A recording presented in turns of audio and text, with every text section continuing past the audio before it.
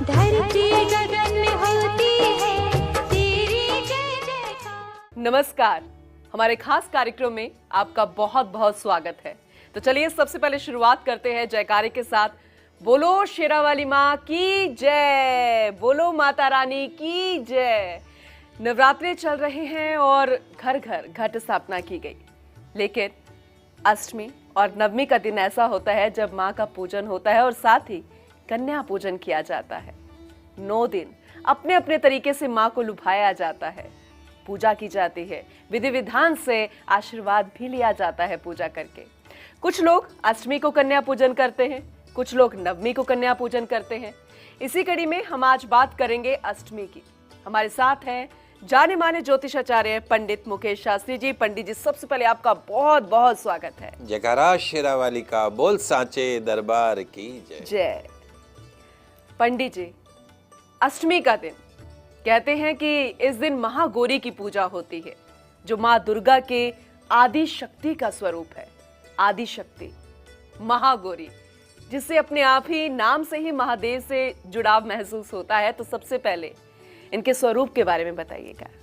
ओम पृथिव्यां पुत्रास्ते जननी बहवः सन्ति सरला, परम तेषां मध्ये विरलतरलोऽहं तव सुत, मदीयोऽयं त्याग समुचितमिदं नो तव शिवे, कुपुत्रो जायेत क्वचिदपि कुमाता न भवति। हे माँ, भूमंडल में आपके सरल पुत्र अनेकों हैं, पर उनमें से मैं एक विरला ही बड़ा चंचल पुत्र हूँ। तो हे माँ शिवे, मुझे त्याग देना आपको उचित नहीं है, क्योंकि मैं कपूत हो सकता हूँ पर मेरी माता कभी कुमाता नहीं हो सकती। इस सांसारिक जीवन में कभी मुझसे कुछ भूल भी हो गई हो आपकी आराधना में तो मुझे क्षमा करना। प्रेम से बोलिए जय माता की। शुक्रवार दिनांक 11 अक्टूबर सन 2024 को आश्विन मास के शुक्ल पक्ष की अष्टमी तिथि रहेगी। शारदीय नवरात्रा की अष्टमी तिथि। नवरात्रा का अष्टमी तिथि के दिन माँ गौरी की पूजा उपासना का दिन होता है। माँ दुर्गा की 8वीं शक्ति देवी महागौरी हैं। माँ गौरी का स्वरूप अत्यंत ही सुंदर है, सौम्य है। माँ गौरी का ये रूप बेहद सरल, सुलभ और मोहक है। देवी माँ गौरी का अत्यंत गौरवर्ण है। उनके वस्त्र और आभूषण आदि भी गौरवर्ण के हैं, सफेद हैं। माँ की 4 भुजाएं हैं। माँ गौरी का जो वाहन है वो बैल है। देवी के दाहिने और का जो ऊपर वाला जो हाथ है वो अभय मुद्रा में है और नीचे वाला जो हाथ है उसमें त्रिशूल है। बाईं ओर के ऊपर वाले हाथ में डमरू है और नीचे वाला हाथ जो है वो वर मुद्रा में है। माँ गौरी का स्वभाव अति शांत है। देवी के माँ गौरी रूप की आराधना करने वाला जीवन में हर सुंदरता को, हर प्रसन्नता को हासिल कर लेता है। माँ गौरी की कृपा हो गई तो समझो जीवन में धन्य और वैभव की कोई कमी रहती ही नहीं है। सुख शांति समृद्धि की कोई कमी रहती नहीं है। माता गौरी शिव का आवाहन करते हुए कहती हैं कि हे महादेव, आपकी सारी शक्तियां मुझ में निहित हैं। हे देवों के देव, आप ऐसी शक्तियां प्रदान कीजिए जिससे शुभ और निशुंभ नाम के 2 राक्षस भाइयों का मैं संहार कर सकूं, जिन्होंने संसार में हाहाकार मचा रखा है। भगवान शंकर ने अपनी सारी शक्तियां माँ गौरी को प्रदान करी। माँ गौरी ने शुंभ निशुंभ नाम के 2 राक्षसों का वध किया। शुंभ निशुंभ, चंड मुंड, रक्त बीज जैसे दैत्यों का संहार करने के लिए देवी ने अलग अलग रूप धरे। कभी गौरवर्णा हो गई तो कभी साक्षात काली रूप में मृत्यु बन गई। देवी का यही स्वरूप कभी लक्ष्मी, कभी माँ सरस्वती तो कभी माँ काली कहलाया। इसमें एक रूप जो था वो माँ गौरी का रूप था। तो माँ गौरी का वर्णन शब्दों में करना तो मुझ जैसे जातक के लिए संभव ही नहीं है। उनके रूप को तो अनुभव किया जा सकता है, वर्णन नहीं किया जा सकता है। पंडित जी, बहुत ही खूबसूरत तरीके से आपने माँ के स्वरूप का वर्णन किया है। लेकिन कहते हैं कि कुछ लोग जो हैं वो इस दिन कन्या पूजन करते हैं। ऐसा क्यों किया जाता है? और साथ ही कन्या पूजन होता है तो पहले माँ का भी पूजन होता है, तो माँ की पूजन विधि अष्टमी के दिन कैसे की जाती है? जी बिल्कुल, चूँकि अष्टमी का दिन है, कुल परंपरा के अनुसार कई बार ये प्रश्न आता है कि हम अष्टमी पूजें या नवमी पूजें। तो आपके कुल की जो परंपरा है, अगर आपके यहाँ अष्टमी पूजन होता है तो अष्टमी को पूजन किया करना चाहिए, नवमी पूजन है तो नवमी को पूजन। क्योंकि कन्या के स्वरूप में आपके घर में भगवान को किसने देखा, लेकिन आपके घर में 3 रूप में देवी विद्यमान रहती हैं। किस रूप में? एक तो माँ के रूप में, एक आपकी पत्नी के रूप में, और एक आपकी बिटिया के रूप में, बहन के रूप में। इन रूपों में देवी स्वयं आपके घर में विराजमान रहती हैं। इसलिए नवरात्रि में संकल्प कीजिए, अपनी माँ, अपनी बहन, अपनी पत्नी, अपनी बिटिया और भी आपके साथ काम करने वाली जितनी भी महिलाएं हैं, उन सब का आप सम्मान करेंगे। और जिस दिन आपने इस गुरु मंत्र को अपना लिया, उस दिन आपका मनुष्य जीवन सफल हो जाएगा। सुख, शांति, समृद्धि, सफलताएं आपके आगे पीछे मंडराती रहेंगी।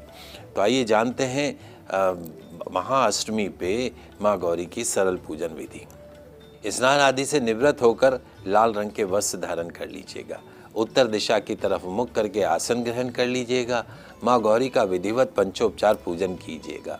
माँ गौरी स्वरूप में आपके पास जो चांदी की प्रतिमा है या पितल की प्रतिमा है या तांबे की प्रतिमा है, एक ताम्र प्लेट में, तांबे की प्लेट में गुलाब की पंखुड़ियाँ रखकर उसके ऊपर स्थापित कर दीजिएगा। तत्पश्चात माँ की प्रतिमा को, माँ गौरी की प्रतिमा को केसर मिश्रित कच्चे दूध से उनका अभिषेक कीजिएगा। पंचामृत बनाकर पंचामृत से माँ का अभिषेक कीजिएगा। अनार के फल के रस से, अलग अलग प्रकार के फलों के रस से माँ का अभिषेक कीजिएगा। सुगंधित इत्र के जल से माँ का अभिषेक कीजिएगा। गंगा जल, केवड़ा जल, गुलाब जल से माँ का अभिषेक कीजिएगा। अभिषेक के पश्चात में शुद्ध जल से स्नान करा के साफ, जैसे आप टॉवल से अपना शरीर पोंछते हैं, वैसे माता का शरीर पोषण कीजिएगा। तत्पश्चात में लाल वस्त्र माता जी को पहनाइएगा, ये प्रार्थना करते हुए कि मैं आपको हीरो जड़ित पोशाक पहना रही हूँ। तो मन में भाव ये है, चाहे आप कपड़े की ही पोशाक पहना रही, लेकिन भाव क्या है, हीरे मोती जड़ी हुई पोशाक पहना रही हूँ। तो माता को पोशाक पहनाइएगा, पुष्पमाला अर्पण कीजिएगा, सिंदूर श्रृंगार की सामग्री अर्पण कीजिएगा, गौगत का दीप अर्पण कीजिएगा, चंदन की अगरबत्ती अर्पण कीजिएगा, अबीर अर्पण कीजिएगा, लाल गुलाब पुष्प, कमल का पुष्प माता रानी को अर्पण कीजिएगा। 56 भोग के रूप में, भाव क्या है, 56 भोग और 33 प्रकार के व्यंजन और 56 भोग के रूप में माँ को दूध से बने मिष्ठान का भोग लगाइएगा। हलवा पूड़ी जो आपने प्रसाद में बनाए हैं, हलवा पूड़ी सब्जी इत्यादि, काले चने जो बनाते हैं हम भोग में, वो सब माँ को भोग अर्पण कीजिएगा। पंचामृत, मेवे और मिश्री का भोग भी माँ गौरी को अर्पण कीजिएगा। आरती कीजिएगा, पुष्पांजलि कीजिएगा, क्षमा प्रार्थना कीजिएगा। पूजन मंत्र जो रहेगा, या देवी सर्वभूतेषु माँ गौरी रूपेण संस्थिता, नमस्तस्यै नमस्तस्यै नमस्तस्यै नमो नमः, ओम ऐं ह्रीं क्लीं चामुंडाय विच्चे, ओम महागौरी देवी नमः। इन मंत्रों का जाप कीजिएगा। जो भी भक्त अष्टमी के दिन नाना प्रकार के उपचारों से भक्तिपूर्वक माँ गौरी की पूजन अर्चन करते हैं, उन्हें जीवन का हर सुख प्राप्त होता है। उनके जीवन से दुख, कलेश कोसों दूर भागते हैं। माँ का पूजन बहुत तरीके से आपने बताया कि कैसे करना है, किस तरीके से करना है, क्या चढ़ावा चढ़ाना है। लेकिन फिर बारी आती है कन्या पूजन की। अष्टमी के दिन कन्या पूजन भी होता है पंडित जी। कई लोग इस दिन क्यों करते हैं, जैसे कि आपने बताया कि जिनकी रीत चली आती है, लेकिन किस तरह से कन्या पूजन किया जाए ये बताइएगा। जी बिल्कुल, उससे पहले मैं आपको पूजन का मुहूर्त बता देता हूँ कि अष्टमी पूजन, कुल देवी पूजन, हमारे यहाँ पे सनातन धर्म में कुल देवता और कुल देवी का विधान बताया गया है। हर कुल की एक कुल देवी होती है। तो नवरात्रा में अष्टमी पे जो है वो कुल देवी की पूजन की जाती है और नवमी पे भी कुल देवी का पूजन किया जाता है। तो चूंकि पूजन का शुभ मुहूर्त क्या रहेगा वो जानना अति महत्वपूर्ण है। तो शुक्रवार दिनांक 11 अक्टूबर सन 2024 को दोपहर 12:06 तक अष्टमी तिथि रहेगी। उसके पश्चात नवमी तिथि लग जाएगी। इसलिए अष्टमी पूजन उदयात तिथि की प्रधानता है कि जब सूर्य उदय हो तब तिथि कौन सी है। व्रत भी उसी तिथि में किया जाता है, पूजन भी उसी तिथि में किया जाता है। तो उदयात तिथि पे अष्टमी हमें 11 अक्टूबर को मिलेगी, शुक्रवार के दिन। तो और अष्टमी तिथि रहेगी दोपहर 12:06 से पूर्व रहेगी। तो 12:06 से पूर्व आपको अष्टमी पूजन करना होगा, कुल देवी पूजन करना होगा। तो कुलदेवी पूजन, अष्टमी पूजन, हवन इत्यादि का सबसे शुभ समय कौन सा रहेगा? सूर्योदय से पूर्वाह्न 10:46 के मध्य में रहेगा। इस समय के मध्य में आपको पूजन प्रारंभ कर देना है। कुलदेवी पूजन, अष्टमी पूजन की आराधना इस समय में प्रारंभ कर देनी है। उसके बाद जितनी देर चलती है उसका दोष नहीं, शुरुआत इस समय में कर दीजिएगा। अब जैसे आपने पूछा कि कन्या पूजन कैसे किया जाए अष्टमी के ऊपर। देखिए, मैं आपको एक बात बताता हूँ।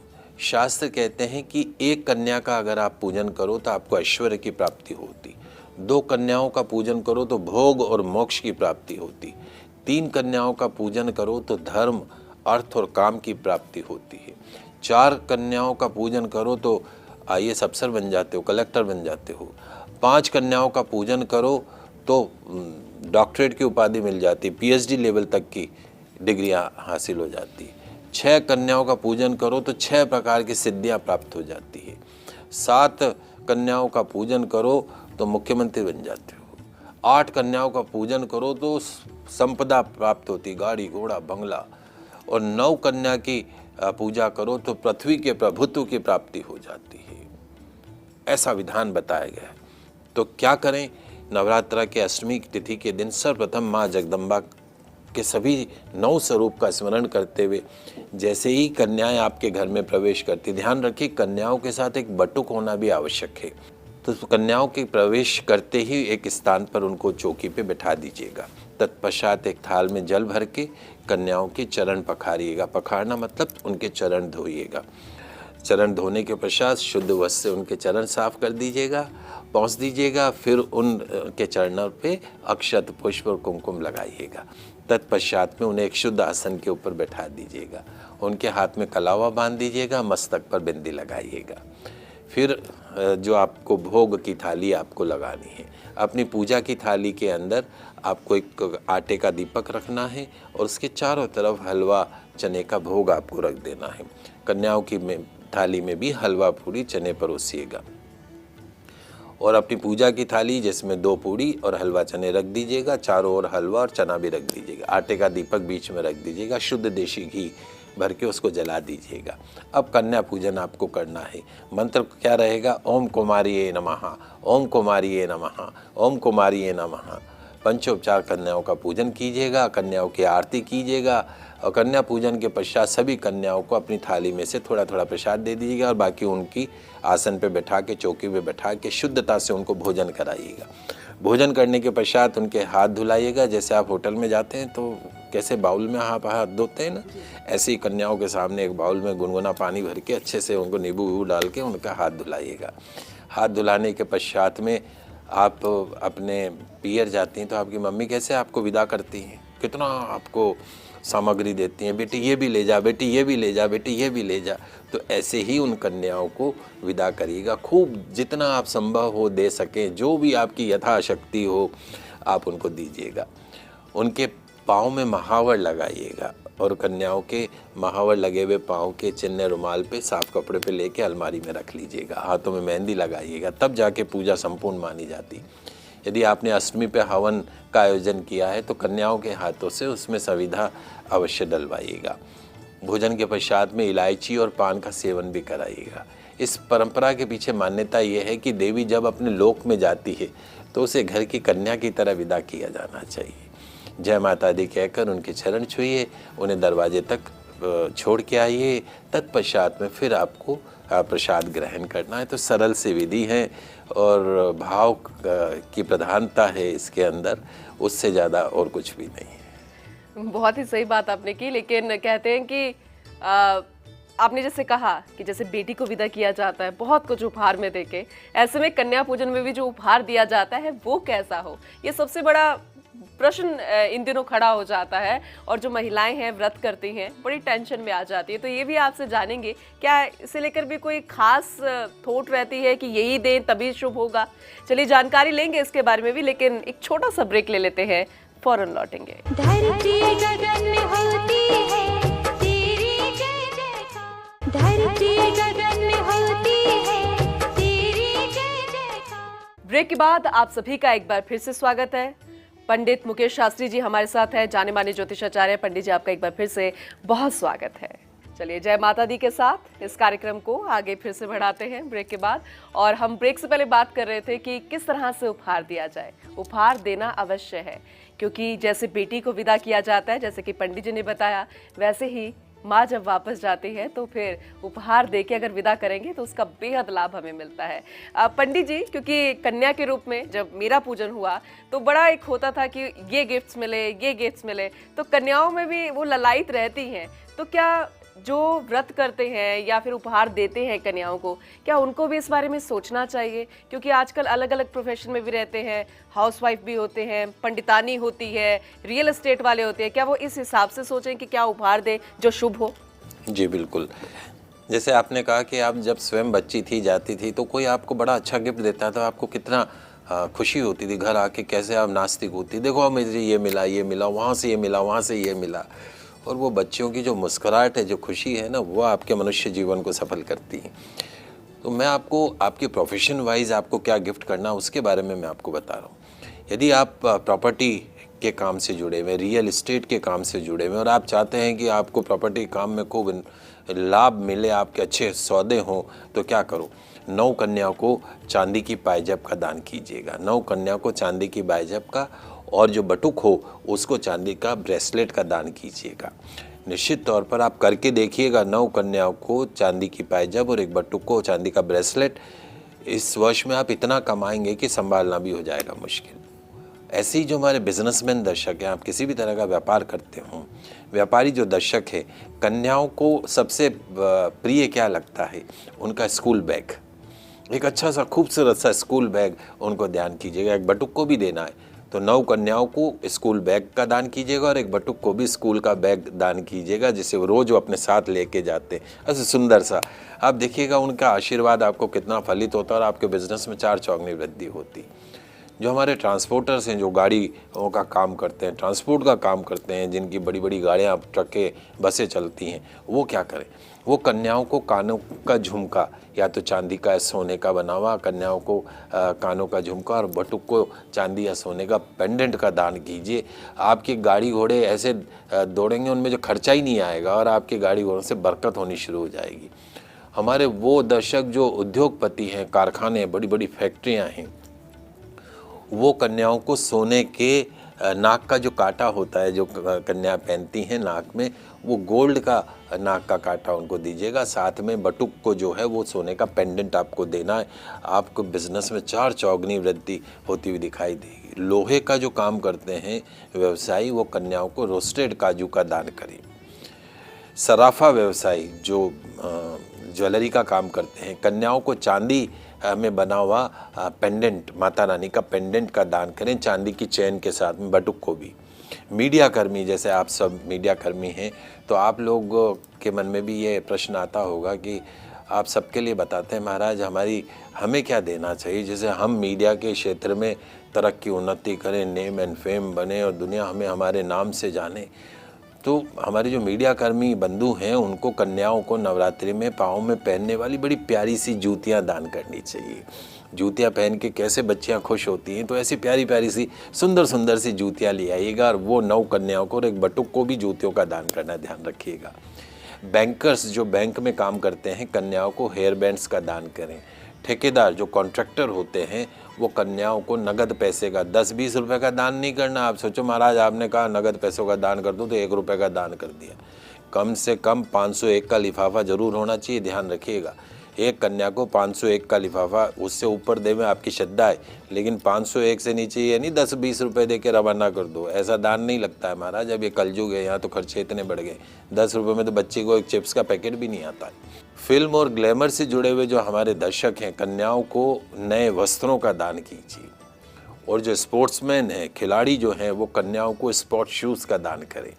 हमारे जैसे जो पंडित हैं, ज्योतिष हैं, संत हैं, कन्याओं को धार्मिक किताबों का दान करना चाहिए। तो सरल सरल सी बातें हैं और दान का महत्व है। भगवान कहते हैं कि तेरा तुझको अर्पण, जो तुझे मुझे दान करता है, उसका समय आने पर लाख गुना करोड़ गुना करके मैं तुझे वापस देता हूँ। इसलिए दान करने से कभी हिचकना नहीं चाहिए, और कन्याओं को दान करने में तो कभी नहीं हिचकना चाहिए। बिल्कुल आपने सही कहा, और मुझे लगता है कि अब हमारे दर्शकों को और जो आपके भक्त हैं वो लगातार देखते हैं आपको, जुड़े हुए हैं आपसे, वो समझ गए होंगे कि उन्हें क्या करना है, क्योंकि ये बहुत बड़ी कंफ्यूजन है, बहुत बड़ा सवाल हमेशा से रहता है। पंडित जी, एक चमत्कारी टोटके की हम बात करते हैं हमेशा आखिर में, और जिस चित परिचित अंदाज के लिए आप जाने जाते हैं, गुड लक टिप्स के लिए भी, वो मैं आपसे जानूंगी। लेकिन एक जहन में मेरा सवाल था कि कई लोग अष्टमी भी करते हैं, नवमी भी करते हैं, लेकिन जैसे अष्टमी पूजन हो गया तो फिर नवमी को क्या करें? क्या व्रत खोल लेते हैं? नहीं, ये आपका बहुत महत्वपूर्ण प्रश्न है। देखिए, नवरात्र में 9 देवियों की पूजा का विधान है। ये कुल की परंपरा होती है। अष्टमी पूजन यानी नवमी तिथि पे यदि उनके घर में कभी पुराने समय में कोई ऐसी आपदा विपदा आ जाती तो वो नवमी की जगह अष्टमी पूजन करने लग जाते हैं। तो 9 दिवस तक 9 देवी का पूजा का विधान है। इसलिए अगर आपने अष्टमी पूजन कर लिया है तो इसका अर्थ ये नहीं कि आप नवमी पूजन नहीं करेंगे, लेकिन नवमी व्रत जरूर रखेंगे। आपके जो व्रत हैं वो 9 दिवस के होंगे।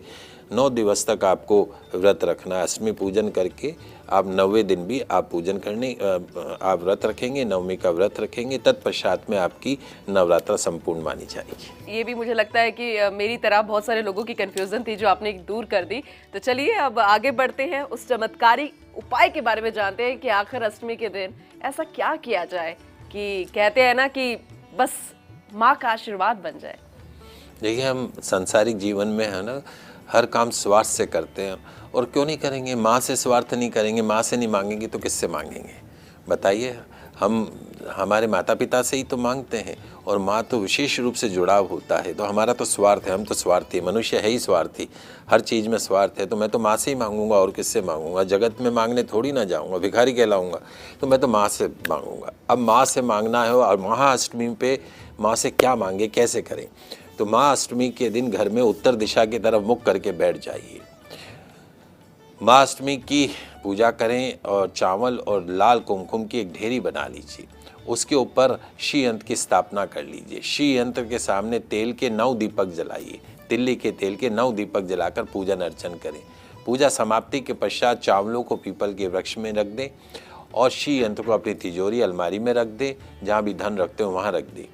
और जो 9 दीपक है, पूरे घर के अंदर एक एक दीपक रख दिए। आपके घर में माँ लक्ष्मी का प्रवेश होने लगेगा। दुर्गाष्टमी के दिन पूर्व दिशा की ओर सफ़ेद आसन बिछाकर बैठ जाएं। एक पीला कपड़ा बिछाकर उस पर स्फटिक की माला आती, उसका केसर और इत्र से पूजन करने के पश्चात धूप दीप अगरबत्ती दिखाकर ओम श्रीम क्लीम लुम व्युम शिम शिम मम सर्व कार्य सिद्धि कुरु कुरु नमः 108 बार इस मंत्र का जाप कीजिएगा। 9 दिवस तक करना है, या अष्टमी से शुरू करके 9 दिन तक आगे तक कीजिएगा। फिर उस माला को अपने गले में धारण कर लीजिए। जब भी नौकरी के लिए जाए, इंटरव्यू के लिए जाए, महत्वपूर्ण कार्य के लिए जाए, उस माला को धारण कर लीजिए। मेंटल डिप्रेशन में रहते हो तो उस माला को धारण कर दीजिएगा, डिप्रेशन दूर हो जाएगा।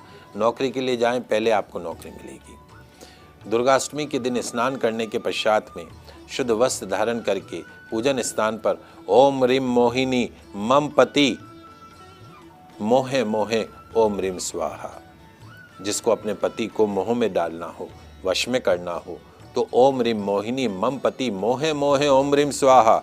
अब आप कहोगे महाराज पति को क्यों, पत्नी को कैसे करें वश में? तो ओम रीम मोहिनी मम भार्या मोहे मोहे ओम रीम स्वाहा, इस मंत्र का जाप करते हुए 108 बार अग्नि में आहुति दीजिएगा। क्या होगा? और प्रतिदिन इस मंत्र का जाप कीजिएगा। पति पत्नी एक दूसरे के मोह में पड़े रहेंगे, एक दूसरे के कहने में रहेंगे। वैवाहिक जीवन में मधुरता आ जाएगी। कटुता नाम की चीज़ जीवन से कोसों दूर भागेगी। दुर्गाष्टमी के दिन भगवान शिव माँ पार्वती का विधिवत पूजन करें।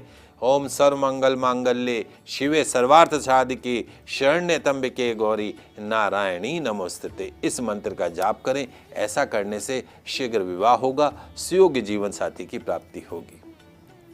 दुर्गाष्टमी के दिन एक लाल रंग का कपड़ा लेकर उसमें 11 कौड़ियाँ रखकर काले धागे से बांध दीजिएगा। स्वस्तिक का चिन्ह बना दीजिएगा, पूजा स्थान पर रख दीजिएगा। पूजा के पश्चात उस पोटली को अलमारी में उस धन रखने के स्थान पर रख दीजिएगा। धन बढ़ता हुआ दिखाई देगा। दुर्गाष्टमी के दिन पूजा से पहले घी के 9 दीपक प्रज्वलित कीजिएगा। उन दीपक को स्टील या पीतल की थाली में रख दीजिएगा। ध्यान रखिएगा उनको स्वयं बुझने दीजिएगा, आप मत बुझाइएगा। और फिर उनको दीपक को अलग अलग जगह कमरे में रख दीजिएगा, अपने घर के हर कमरे में रख दीजिएगा। दरिद्रता, गरीबी, कंगाली को से दूर भागेगी। कन्या पूजन के बगैर अष्टमी पूजन नहीं होता है, ध्यान रखिएगा। जिन कन्याओं को आप भोजन कराने, उनको श्रृंगार सामग्री तो देनी देनी है और उनकी पसंद की सामग्री तो देनी देनी, लेकिन विद्या से संबंधित सामग्री ज़रूर दीजिए। आप लिखने पेन दीजिए, आप ड्राइंग बॉक्स दीजिए, आप टिफ़िन दीजिए, आप किताबें दीजिए, आप कॉपी दीजिए। ऐसा करने से क्या होगा, आपके घर में जो पढ़ने वाले बच्चे हैं उनकी जो एजुकेशन में प्रॉब्लम नहीं आएगी, उनका याददाश्त अच्छी रहेगी, पढ़ने लिखने में मन लगेगा। यदि आप जीवन को बाधा मुक्त, हर्डल लेस डे बनाना चाहते हैं, शुभता का संचार करना चाहते हैं, तो दुर्गाष्टमी के दिन माता के मंदिर में बैठकर ओम करोतु साना शुभेतुरीश्वरी शुभानि भद्राणि बिहंतु चापदाः, इस मंत्र की 5 माला का मंत्र के हर्डल्स आपकी दूर होती हुई नजर आएंगी। पंडित जी, क्योंकि बहुत ज़रूरी होता है ये उपाय जानना भी, क्योंकि हम पूजन कर लेते हैं, माँ को मन के अंदर मना लेते हैं, लेकिन फिर भी एक रहता है कि काश मैं ये कर लेता, काश मैं वो कर लेता और फिर मेरी मुराद पूरी हो जाती। तो बहुत ही सरल तरीके से आपने इसे बताया, बहुत ही खूबसूरत तरीके से, सरल विधि के जरिए बताया, क्योंकि ये आजकल की आवश्यकता है, क्योंकि बहुत सारी चीज़ें लोग नहीं कर पाते। तो मैं उम्मीद करूंगी कि हमारे दर्शकों को इसका लाभ ज़रूर मिलेगा। पंडित जी, बहुत शुक्रिया ये सारी जानकारी हमारे दर्शकों से साझा करने के लिए। आप सभी दर्शकों को महाअष्टमी की हार्दिक शुभकामनाएं एवं बधाई। जयकारा शेरावाली का बोल, सांचे दरबार की जय। धरती गगन में होती